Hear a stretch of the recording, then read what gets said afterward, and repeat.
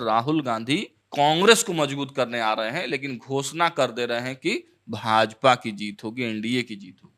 क्या उनको यह अनुमान लग गया है कि यहाँ पर महागठबंधन का कुछ नहीं होने वाला? उनको अनुमान लग गया कि कांग्रेस का कुछ नहीं होने वाला।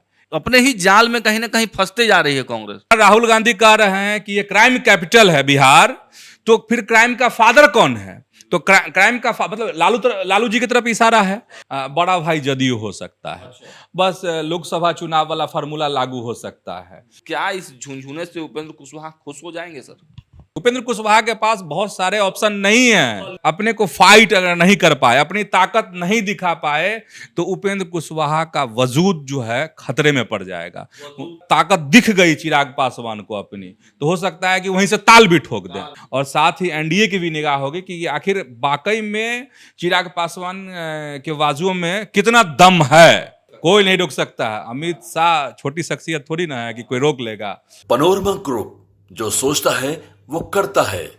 सुबह सुबह आप तमाम दर्शकों का बहुत बहुत स्वागत है। खबरें विद न्यूज हार्ट देख रहे हैं आप। मैं हूं सागर और मेरे साथ मौजूद हैं न्यूज हार्ट के सीनियर जर्नलिस्ट चंदन झा। नमस्कार सर। नमस्कार सागर जी। सर, खबरें तो आज बहुत सारी हैं, लेकिन काफी संक्षेप में आज हम लोग बातचीत करेंगे, क्योंकि 2-3-4 खबरें जो क्रीम खबरें हैं वो खबरें हम बता दें। देखिए, राहुल गांधी बिहार आए और बिहार में उन्होंने एनडीए के बारे में कई तरह की बातें की, लेकिन जीत की एक तरह से घोषणा भी राहुल गांधी ने, एनडीए की जीत की घोषणा करके वो चले गए। सीट बंटवारे को लेकर भी खूब खबरें चल रही थी दिन भर कल, उसके बारे में भी खबर आपको बताएंगे। और उपेंद्र कुशवाहा को कैसे एनडीए ने झुंझुना थमा दिया है उसकी चर्चा भी करेंगे। और चिराग पासवान और उपेंद्र कुशवाहा दोनों नेता अलग अलग क्षेत्र में आज शक्ति प्रदर्शन करने वाले हैं, उसकी भी चर्चा। लेकिन सबसे पहले राहुल गांधी की भविष्यवाणी पर। सर, राहुल गांधी कांग्रेस को मजबूत करने आ रहे हैं, लेकिन घोषणा कर दे रहे हैं कि भाजपा की जीत होगी, एनडीए की जीत होगी। हाँ, नहीं, सनसनी मचा दिए हैं। घोषणा क्या, उन्होंने एक अखबार में अपना आलेख लिखा है और जो महाराष्ट्र विधानसभा का चुनाव हुआ था उसको लेकर कहा है, और उसमें तमाम वो तर्क वो दिए हैं उस आलेख में, उन्होंने आर्टिकल में। और कहा है कि देखिए, जो महाराष्ट्र का चुनाव हुआ उसमें मतलब मैच फिक्सिंग वाला हाल था, और वहाँ पर कैसे चुनाव की बाजी पलटी गई, कैसे भाजपा जीत गई, इसके बारे में सवाल उठाया उन्होंने। और बिहार, उस आंच को, वहाँ जो आग लहराई उन्होंने महाराष्ट्र में, और उस आंच को उन्होंने बिहार तक पहुँचा दी। कहा कि जैसे महाराष्ट्र में मैच फिक्सिंग वाली बात थी, ठीक वही बिहार में होने वाला है। बिहार में भी मैच फिक्सिंग है, मतलब जीत तय है एक तरह से, वो कह रहे हैं। हाँ, वो कह रहे हैं। अब इसको सागर जी कह रहे हैं तो जरा इसको एलोब्रेट कर देते हैं। अब इसको कैसे लोग देखें, बिहार के लोग जो हैं वह कैसे देखें, और चाहे एनडीए के दल कैसे देखें, महागठबंधन के दल कैसे देखें, कांग्रेस के कार्यकर्ता खुद कैसे देखें, वो भी तो कंफ्यूज होंगे इस बयान पर। देखिए, अब इसको लेके सियासी जो है हंगामा शुरू हो गया। और अगर हम एलोब्रेट करने की बात कर रहे थे, तो देखिए, राहुल गांधी ने जो बात कही है, तो लोग इसको कैसे सोचे। अब जो सामान्य लोग हैं वह तो एक अलग चश्मे से देखने लगे हैं। कह रहे हैं कि क्या राहुल गांधी पांच बार जब बिहार आए, क्या उनको यह अनुमान लग गया है कि यहाँ पर महागठबंधन का कुछ नहीं होने वाला? उनको अनुमान लग गया कि कांग्रेस का कुछ नहीं होने वाला, इसीलिए पहले से इस तरह की बातें, इस तरह के आर्टिकल, इस तरह के सवाल जो है राहुल गांधी ने खड़े शुरू कर दिए हैं कि बिहार में तो मतलब हार मान लेने वाली बात। क्योंकि अभी तो मैदान में सियासी चौसर सजे भी नहीं है, और अभी से ही मतलब हार मारने वाली बात, मैच फिक्सिंग वाली बात राहुल गांधी करने लगे। देखिए, एक मनोवैज्ञानिक दबाव बनाना होता है। आप देख रहे होंगे कि लोकसभा का जब चुनाव हुआ था, उस समय भी इसी तरह के पासे फेंके जा रहे थे कि सब तो फिक्स है, सब ये हो जाएगा। चुनाव आयोग का बयान आता, चुनाव आयोग ने बहुत इमोशनल बातें भी कही हैं, अपना ये स्पष्टीकरण भी दिया है कि महाराष्ट्र में ऐसा कुछ नहीं हुआ था, ये सारे आरोप सरासर गलत हैं। लेकिन बहुत देखिए, बहुत मनोवैज्ञानिक लड़ाई जो है देश की राजनीति में अभी चल रही है, और इसका लाभ कांग्रेस ने उठाया भी था, जो संविधान का प्रति लेकर राहुल गांधी से चलते हैं। नहीं, इस पे वो तो ठीक है सर, लेकिन मेरा सवाल है कि क्या इससे कांग्रेस को फायदा होगा या नुकसान होगा? कल हमने और आपने एक सवाल उठाया था कि राहुल गांधी आ तो रहे हैं, सब कुछ कर रहे हैं, लेकिन अपने ही जाल में कहीं ना कहीं फंसते जा रही है कांग्रेस। तो इस बयान से कांग्रेस को बिहार में फायदा होते दिख रहे हैं या नुकसान ही होगा? नुकसान होगा। नुकसान होगा। अब पूछेंगे कि कैसे नुकसान होगा? जो कार्यकर्ता में उनके आने के कारण उत्साह और एनर्जी आ रही है, कांग्रेस के कार्यकर्ताओं में जो सुसुप्त हैं, सोए हुए अवस्था में हैं, उन सबों में एक आस जो जग रही है, इस तरह के बयान से हमको लगता है कि नुकसान होगा। नुकसान होगा। देखिए, कल भी हमने बताया था कि राहुल गांधी जो टारगेटेड बयान दे रहे हैं, बिहारी अस्मिता पर चोट कर रहे हैं, तो उससे उनको बचना चाहिए। और अब तो Rahul Gandhi direct match fixing की बात कर रहे हैं, तो जो कांग्रेस के कार्यकर्ता हैं वो कहेंगे कि जब मैच फिक्स ही है तो फिर हम मेहनत क्यों करें। तो ये एक असमंजस वाली स्थिति है। हालांकि राहुल गांधी बड़े नेता है, कुछ बड़ी स्ट्रेटेजी बनाई होगी, कुछ काम कर रहे हैं। एक चीज और, जब सवाल आप उठा ही रहे हैं, तो राहुल गांधी की देखिए, बड़े राजनेता हैं, लेकिन पता नहीं उनके सिपह सालार कौन है, कौन उनको बताते हैं किस तरीके से। राहुल गांधी की जो राजनीति है, मुझे लगती है कि, नहीं कहा जाता है, कहावत है बहुत प्रचलित कि जिस डाल पे बैठे हैं उसी पर कुल्हाड़ी चलाना। तो राहुल गांधी राहुल गांधी किस डाल पर बैठे हैं? अगर बिहार में कहेंगे तो राहुल गांधी बैठे हुए हैं महागठबंधन की डाल पर, है ना, बैठे हुए। और देखिए, बिहार आए थे परसों, तो क्या उन्होंने क्या कह दिया था, कि ये क्राइम की राजधानी है, कैपिटल है, हाँ, बिहार को कहा था। अब जरा अब अगर गौर करेंगे तो अब इधर से दिलीप जायसवाल ने क्या कहा कल? कहा कि भाई क्राइम के फादर कौन है? वो तो क्राइम के फादर के साथ मिले हुए हैं। तो आप समझ जाइए कि किसको नुकसान पहुंचा रहे हैं, किसको फायदा पहुंचा रहे हैं। आप अगर उस समय की बात कीजिएगा जब लालू प्रसाद मुख्यमंत्री थे, राबड़ी देवी मुख्यमंत्री थी, तो उस समय के जो क्राइम थे और जो उस क्राइम का नेचर था, हम लोगों ने कल भी कहा था और आज फिर कह रहे हैं। तो आप राहुल गांधी की सियासत को जरा समझिए कि कैसे कुल्हाड़ी से काट रहे हैं उसी डाल पर। मतलब आप, ठीक है, आप बीजेपी पर प्रहार कर रहे हैं, आप नीतीश कुमार पर प्रहार कर रहे हैं, लेकिन उसका असर कहां हो रहा है? लालू यादव उसमें फंस जा रहा है। अरे भाई, एकदम आप, दिलीप जायसवाल ने सवाल उठाया ना कि अगर राहुल गांधी कह रहे हैं कि ये क्राइम कैपिटल है बिहार, तो फिर क्राइम का फादर कौन है? तो क्राइम का मतलब लालू जी की तरफ इशारा है। और जब लालू प्रसाद के कार्यकाल के कारनामे कह सकते हैं उसको, जो घटनाएं थी, अगर उसको आप निकालेंगे और उसका जब तुलनात्मक अध्ययन करेंगे, एक दूसरे से जब ये करेंगे, तो इसका मतलब है कि सीधे सीधे राहुल गांधी क्या चाह रहे हैं कि एकदम वार होता रहे तेजस्वी यादव पर, एनडीए का वार होता रहे, एनडीए का लालू प्रसाद पर वार होता रहे, राजद पर। तो जो चाल जो वो चल रहे हैं वो उल्टी चाल है। राहुल गांधी जो चाल चल रहा है उल्टी चाल है। अगली खबर की तरफ बढ़ते हैं सर। कल दिन भर तमाम जो मीडिया रिपोर्ट्स हैं वहां पर भाजपा के सीट शेयरिंग को लेकर खूब मंथन हुआ। क्या ये खबरें वास्तविक है या फिर चलवाई जा रही हैं, ट्रेंड की जा रही हैं? हाँ, ये है। देखिए, खबरें बहुत चली तो एकाएक जो है सत्ता के गलियारों में इस पर चर्चा होने लगी, पत्रकारों के बीच में इस पर चर्चा होने लगी कि सीटों का बंटवारा हो गया, सीटों का बंटवारा हो गया। और एनडीए में, तो एनडीए के एक अहम हिस्सा हैं जीतन राम मांझी, ठीक है ना, एनडीए के अहम हिस्सा हैं। उनका जो बयान आया पटना एयरपोर्ट पर जो थे, तो उन्होंने कहा कि अभी सीटों का बंटवारा नहीं हुआ है, जुलाई अगस्त में होगा। ठीक है, तो अगर सीटों का बंटवारा हो जाता, अगर चीज़ें हो जाती, तब तो इसकी आधिकारिक रूप से घोषणा होनी चाहिए। हाँ, अभी इसको यह कह सकते हैं कि अंदर खाने बात चल रही है, बात हुई होगी दूतों के माध्यम से। अभी अमित शाह, नीतीश कुमार, अमित शाह, मोदी, जीतन राम मांझी, चिराग पासवान जब तक एक टेबल पे नहीं बैठेंगे और आधिकारिक रूप से घोषणा नहीं होगी, मुझे लगता है कि अगर इतना बड़ा फैसला होगा तो बाकायदा प्रेस कॉन्फ्रेंस भी होगी। तो ठीक है सर, लेकिन अंदर खाने भी तो कोई ना कोई अंडरस्टैंडिंग बनी होगी, तो तभी देखिए, कुछ। अंदर अंदर खाने में यही कि बड़ा भाई जदयू हो सकता है, बस लोकसभा चुनाव वाला फार्मूला लागू हो सकता है।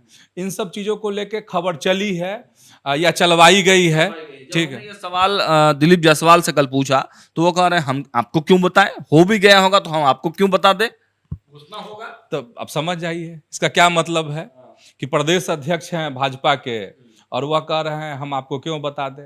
अरे भाई, बताने वाला कुछ रहेगा तब ना आप बताएंगे, तो अभी बात मुकम्मल नहीं है।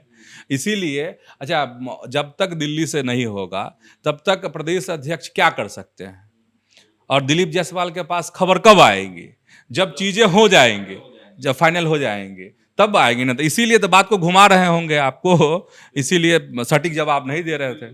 बात को घुमाया भी जा रहा है और कभी कभी राजनीति में खबरें ट्रेंड करवाई भी जाती हैं विपक्ष को कंफ्यूज करने के लिए, तो यह एक एजेंडा का पार्ट भी हो सकता है। लेकिन फिलहाल जो हमारे पास अपडेट है, अभी फाइनल स्टेज पर कुछ भी हुआ नहीं है, लेकिन हाँ बातचीत चल रही है। आगे बढ़ते हैं उपेंद्र कुशवाहा पर। कल हमने सवाल दिलीप जायसवाल से भी पूछा और एक सवाल बिहार की राजनीति में तैर रही थी कि आखिर उपेंद्र कुशवाहा की नाराजगी को खत्म भाजपा कैसे करेगी, तो जवाब निकल कर आया दोपहर तक कि एक सदस्य बना दिया गया है एक आयोग में। तो क्या इस झुंझुने से उपेंद्र कुशवाहा खुश हो जाएंगे सर? अच्छा, मतलब आपका कहना है कि झुंझुना मिला है? नहीं, एक सदस्य दिया हाँ, गया है। देखिए, सागर कह रहे हैं कि उनको झुंझुना मिला है, लेकिन उपेंद्र कुशवाहा तक गदगद है। एकदम सोशल मीडिया पे लिखे हैं मुख्यमंत्री नीतीश कुमार को धन्यवाद, दो मुख्यमंत्री हैं उनको धन्यवाद, सारे एनडीए के घटक दलों को धन्यवाद, एकदम गदगद है। आप कह रहे हैं झुंझुना मिला है। और यही गदगद नहीं है सर, जब हमने ये सवाल दिलीप जायसवाल से पूछा तो दिलीप जायसवाल भी कह रहे थे कि पूरा उपेंद्र कुशवाहा से मेरी बात हुई थी, पूरा खुश है। तो मतलब दहाई पार कर गए हैं क्या सीटों में? सीट तो अभी मिला ही नहीं है सीट मिलेगी तब ना कि कितना आंकड़ा मिलेगा, और उसके लिए ताकत तो दिखाने की कोशिश में है। आएंगे हम लोग उस खबर पर, लेकिन आप यह समझिए कि उपेंद्र कुशवाहा को झुंझुना कह सकते हैं कि मिला तो झुंझुना ही है झुंझुना ही है। अब सदस्य अध्यक्ष बना देते, ठीक है। अब आगे कोई आयोग और गठन हो तो उसमें कहीं बन जाए तो बात अलग है, लेकिन इतना ही में एकदम गदगद हैं, खुशी है मन में उपेंद्र कुशवाहा। वो उनके पोस्ट दिखावटी है कि मतलब क्या है वो तो, लेकिन पोस्ट किया है और मतलब एनडीए में बातचीत लोगों से हो रहा है, मतलब ठीक ठाक है, खुश है। हाँ, इसका मतलब आगे भी लगा लीजिए कि उपेंद्र कुशवाहा को लेकर जो खबरें चली या चर्चाएं शुरू हो गई कि वह महागठबंधन की तरफ भी ताक झांक कर सकते हैं, तब समझ जाइए कि ऐसा कुछ नहीं उस है। पर तत्काल प्रभाव से रोक लगा दिया। रोक लगा दिया यार, नहीं करेंगे। उपेंद्र कुशवाहा के पास बहुत सारे ऑप्शन नहीं है। कल ही आपने कहा था कि उपेंद्र कुशवाहा कहीं नहीं जा रहे हैं, तो अब तो ये पुख्ता हो गया कि कहीं पुख्ता, देखिए, उनकी विश्वसनीयता पर संकट है। विश्वसनीयता पर संकट यह है कि एनडीए के वोटर ये सोचते हैं कि अगर उपेंद्र कुशवाहा को जिता दें, उपेंद्र कुशवाहा के प्रत्याशी को जिता दें, तो ये कितने दिन रहेंगे एनडीए में।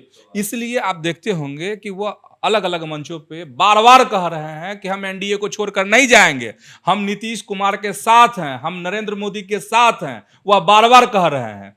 और देखिए, इस बार अग्नि परीक्षा है उपेंद्र कुशवाहा के लिए, और अग्नि परीक्षा ऐसे है कि अगर विश्वसनीयता के साथ, अगर मतलब विश्वासघात उपेंद्र कुशवाहा करते हैं, तब इनकी क्या स्थिति होगी आप सहज अनुमान लगा सकते हैं। और अग्नि परीक्षा ऐसे है कि अगर विश्वासघात इन्होंने किया, वोट लेकर अगर इधर उधर किए, तो आप समझ जाइए कि क्या इनका हाल होगा।